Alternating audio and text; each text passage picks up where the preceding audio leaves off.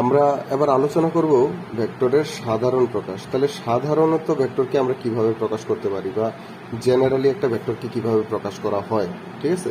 তাহলে আমি বললাম এ একটা ভেক্টর, এই এ ভেক্টরটাকে আমি জেনারেল ভেক্টরে প্রকাশ করলাম। এখন এ যদি একটা ভেক্টর হয়, তার ডিরেকশন নির্দেশ করার জন্য কি থাকবে? আই জে কে, তাই না?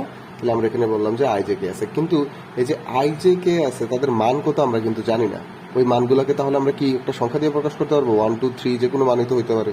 তখন এটাকে আমরা কি দিয়ে প্রকাশ করবো? আমরা প্রকাশ করবো, যেহেতু এটা এ ভেক্টর, তাহলে এক্স অক্ষের দিকে এর মানটাকে বলবো আমরা এ এক্স, ওয়াই অক্ষের দিকে এর মানটাকে বলবো আমরা এ ওয়াই, এবং জেড অক্ষের দিকে এর মানটাকে আমরা কি বলবো? A Z. আর এই যে ভেক্টরের প্রকাশ, এই প্রকাশটাকে কি বলা হয়? সাধারণ প্রকাশ, বা যেটাকে আমরা সমীকরণিক প্রকাশও বলতে পারি। এবার এই সাধারণ প্রকাশ থেকে আমরা যদি ভেক্টরের কি করি, মান বের করতে চাই, তাহলে অবশ্যই এই ভেক্টরে আমরা কি করবো? পরম মান। আর পরম মান মানে কি? আই এর সহগের বর্গ, ওয়াই এর সহগের বর্গ, জে এর সহগের বর্গ এবং কে এর সহগের বর্গের আমরা কি করব? সমষ্টি নেব। তাহলে এ x square, A Y square এবং এ জেড স্কোয়ার, এটাই হলো কি মূলত আমাদের সাধারণ প্রকাশ এবং তার মান।